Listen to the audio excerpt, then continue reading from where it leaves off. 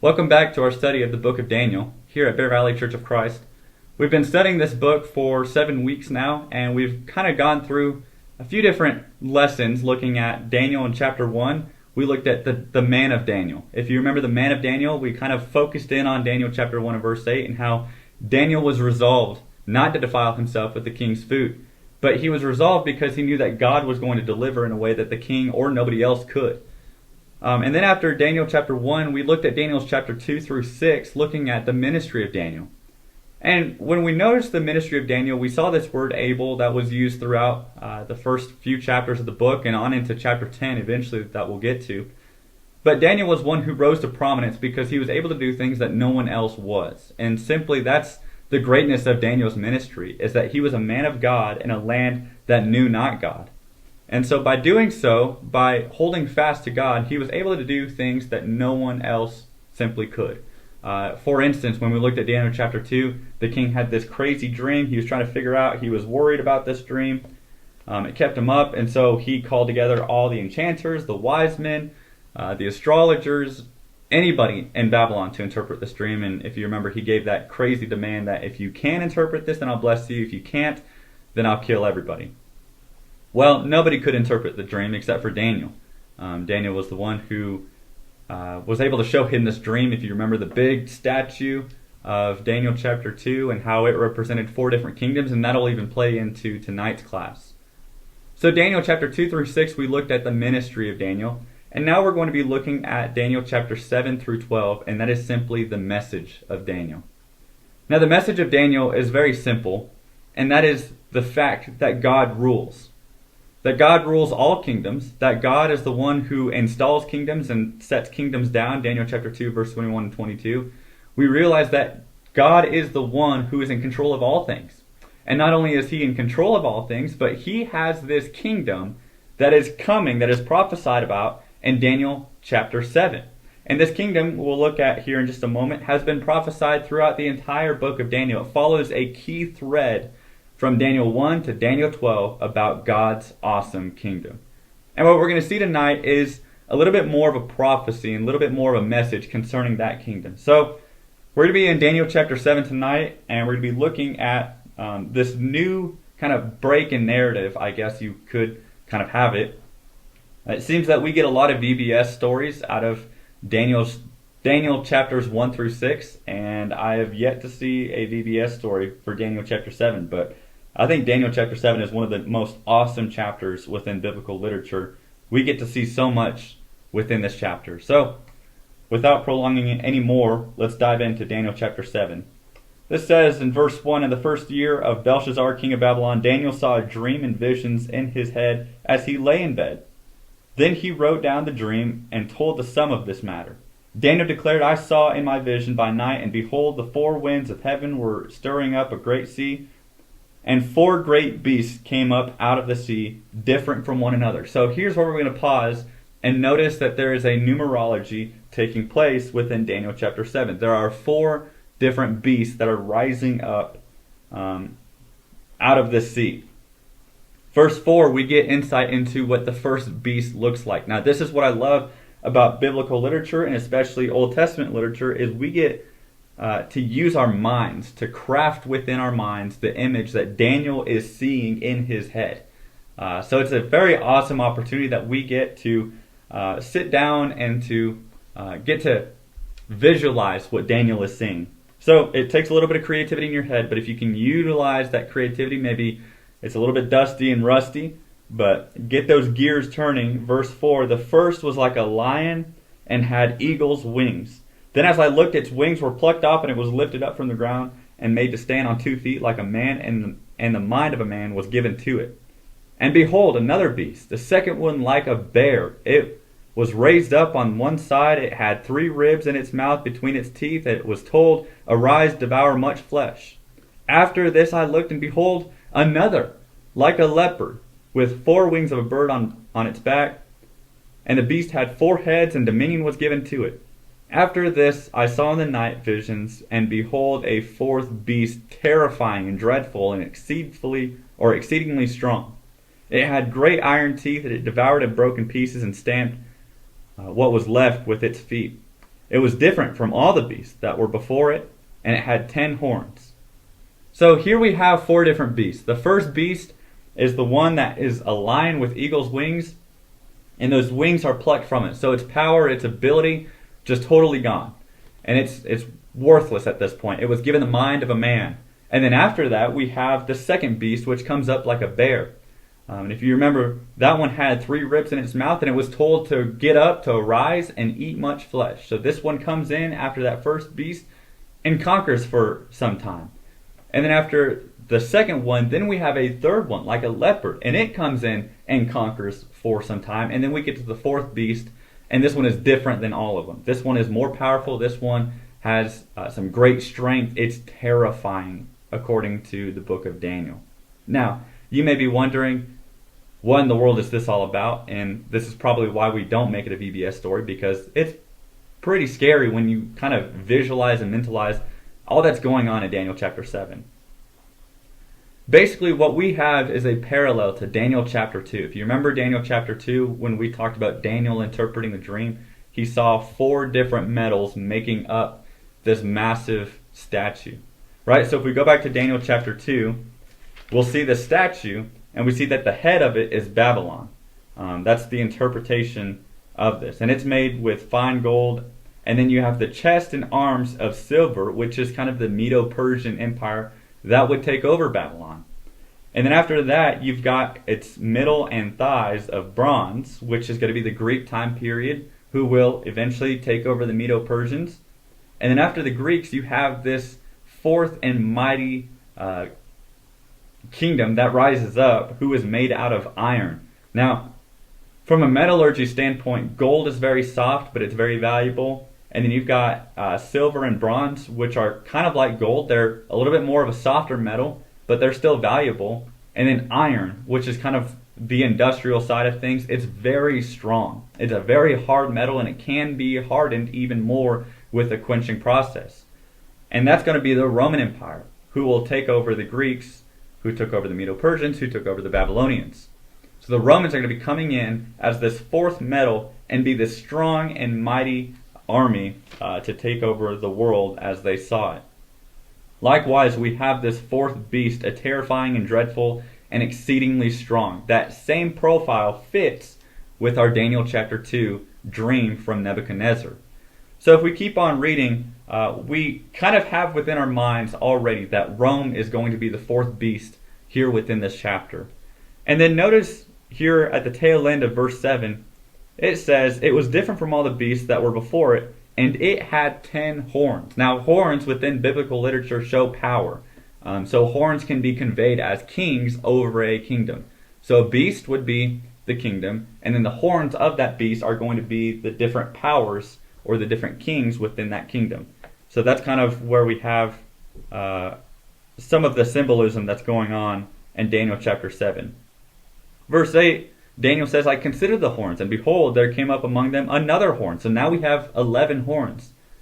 "A little one, before which 3 of the first horns were plucked up by the roots, and behold, this horn were eyes like the eyes of man, and a mouth speaking great things." Now, I'm going to give a list right now, kind of in a PowerPoint slide, that shows the 11 rulers of Rome. Especially within this time period of being first century, they're around the first century.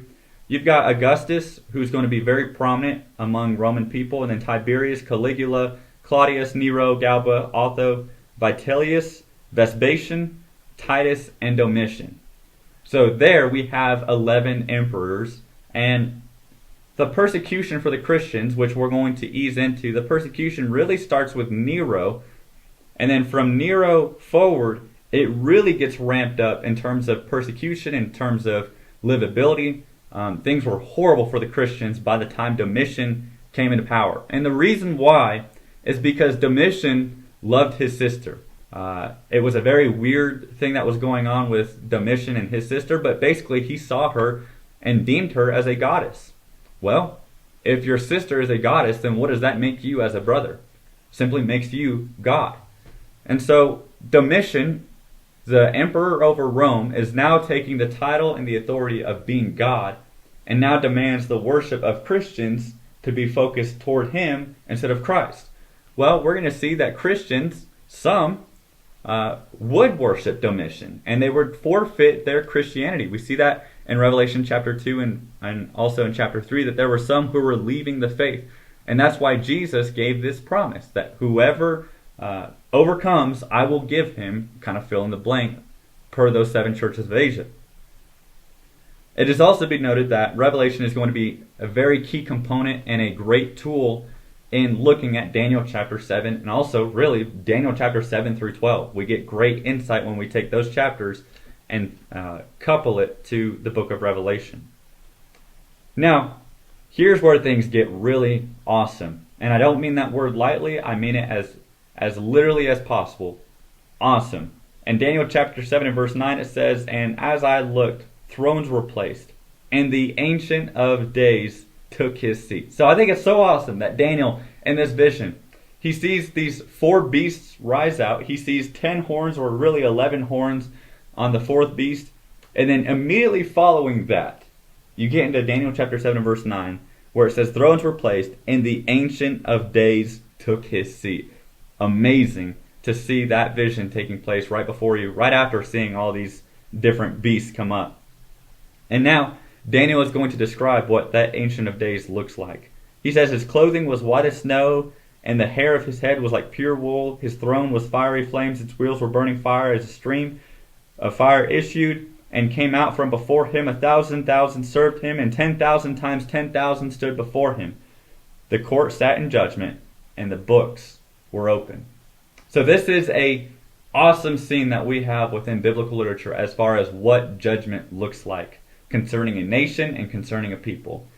That you have the Ancient of Days who takes his seat, and before him are literally tens of thousands of figures of people who are there, and the books are open. So this is going to be where some great things take place. Verse 11, it says, "I looked then because of the sound of the great words that the horn was speaking, and as I looked, the beast was killed, and its body destroyed and given over to the burned with the fire. And as for the rest of the beasts, their dominion was taken away, but their lives were prolonged for a season and a time." Now, here we get into some timology type things. And again, I wish we had the time. I wish we had the attention that we could to spend and really flesh out Daniel chapter 7. Unfortunately, again, just being a Wednesday night class and also with circumstances being video online classes kind of prohibits us from really digging deep into this. However, we can dig deep enough to find the message and the truth that is being conveyed within Daniel chapter 7. In Revelation chapter 3 and verse 21, we also get insight into who else is going to be present during that judgment scene, kind of paralleling here with Daniel chapter 7. In Revelation chapter 3 verse 21, as you read, we see that there is an opportunity for those who overcome, the conquerors of this world, to seat or to be seated with Christ during that judgment. Now, what's really awesome is how we have multiple people who are witnessing the same thing. Ezekiel chapter 1 verse 15 through 28, we have somewhat of a parallel in terms of Ezekiel saw this same scene in terms of there was an Ancient of Days. He saw the same fire that was flowing from that throne, and fire is another way of saying judgment, so he saw a judgment scene taking place. Other throne room scenes that we have within biblical literature, Ezekiel chapter 1 Ezekiel chapter 1, Ezekiel chapter 10, Isaiah chapter 6, Revelation chapter 4 are all throne room scenes, and here in Daniel chapter 7. Now what is awesome about that is you have time jumps from Isaiah to Daniel and Ezekiel, those two, and then we have Revelation chapter 4, which is, you're talking 600, 700 years, 600 years, 600 to 700 years difference in terms of writings of these literatures. And they're saying the same exact thing, they're portraying the same exact image. So it goes to show that consistency is found within the Bible in terms of what they saw in the throne room. Now, verse 13 through 14 are two very important scriptures found within Daniel. And really, we'll just have to read it to show. Verse 13, "I saw in the night visions, and behold, with white clouds of heaven, or with the clouds of heaven, there came one like a son of man, and he came to the Ancient of Days, and was presented before him. And to him was given dominion and glory and kingdom, and all peoples, nations, and language should serve him. His dominion is an everlasting dominion, which shall not pass away, and his kingdom one that shall not be destroyed. Now, here's what's awesome about the book of Daniel, is that is a key component to the book of Daniel as far as who Christ is and who his kingdom is. When we look at chapter 7, verse 14, it says, his dominion is an everlasting dominion which shall not pass away. And his kingdom is one that shall not be destroyed. That is an overemphasized product of the book of Daniel. Look at chapter 6 and verse 26. This is Darius making the decree before the God of Daniel. He says, his kingdom shall never be destroyed, and his dominion shall be to the end. Now, if you look at chapter 4 and verse 34, notice what King Nebuchadnezzar says. For his dominion is an everlasting dominion, and his kingdom endures from generation to generation. Look what Nebuchadnezzar also says in Daniel chapter 4 and verse 4. His kingdom is an everlasting kingdom, and his dominion endures from generation to generation. And then, notice in Daniel chapter 2 and verse 44, and in the days of those kings, the God of heaven will set up a kingdom that shall never be destroyed. So simply, the fact of realizing that Christ's kingdom is one that will endure forever and ever, and there will not be another one to overtake it. That's the main message that we're seeing here in Daniel chapter 7, is even though there are kings and kingdoms that will rise up, there is no kingdom like the kingdom of Christ that will be greater or endure longer, even though it may seem like it. Verses 17 through 22, we get insight into the truth of these four beasts, which Daniel was seeing, and then he realizes, he kind of hones in on that fourth beast, and we can look at Revelation to kind of get insight into this. Revelation chapter 13 specifically, we're going to see a lot of parallels between the fourth beast and Revelation 13 beast that we see within Scripture. Notice the fourth beast, kind of what kind of a figure it is. In verse 23 it says, thus he said, as for the fourth beast, there shall be a fourth kingdom on earth, which shall be different from all the kingdoms, and it shall devour the whole earth, and trample it down, and break it to pieces. As for the 10 horns, out of this kingdom 10 kings shall arise. Again, those 10 horns that we looked at previously in the chapter. And another shall arise after them. That is putting prominence on this one horn, on this one king of this kingdom. And it says, he shall be different from the former ones, and shall put down 3 kings. He shall speak words against the Most High, and shall wear out the saints of the Most High. Now, that phrase right there is sort of the epitome definition of what was taking place in the first century on into the second century, as far as the persecutions that would come from the Emperor Domitian. He shall wear out the saints of the Most High, and shall think to change the times and the law, and they shall be given into his hand. Now watch, how long will this king rise up? For a time, times, and half a time. Now we're going to see that obviously portrayed more as we progress through the book of Daniel, so kind of keep your finger there, keep that phrase within your mind. Basically in numerology, it plays a significant role. It's half of 7, but it also plays a very important aspect into the timing of how long this king shall rise up. It'll basically be a timing that is good enough for God to accomplish his will through this certain time of persecution. Verse 26 is where we get the shift in everything. Verse 24 and 25, we saw this horn rises up, and he's a horrible king. He basically promotes himself as God. And then verse 26, it says, but the court shall sit in judgment. That same court that we saw previously in the chapter, and his dominion shall be taken away to be consumed and destroyed to the end. And the kingdom and dominion and the greatness of the kingdoms under the whole heaven shall be given to the people of the saints of the Most High. So this king shall be ripped away, and then the kingdom shall flourish even more, the kingdom of Christ. And the whole world shall be given over to the kingdom of Christ. His kingdom shall be an everlasting kingdom, and all dominions shall serve and obey him. Notice in verse 27 it says, his kingdom shall be an everlasting kingdom. You go back to Daniel chapter 7 and verse 14, his dominion is one that is everlasting. So, this is kind of where we have Daniel chapter 7. It is a parallel to great passages in Revelation, such as Revelation chapter 13, Revelation chapter 1, Revelation chapter 3. great things are happening here, and it gives us insight into what's going to be taking place for the Christians that are going to be part of the kingdom. Now, here's what's also cool, is that kingdom that's been prophesied for so long, ever since the time of Daniel, really ever since the time of Isaiah. We are that kingdom. We are a kingdom that people were talking about in the 5th, 6th, 7th century BC. We are a kingdom that people were looking forward to, and we get to have Christ as king. Now again, this is Jewish literature, so there was no Messiah at this time.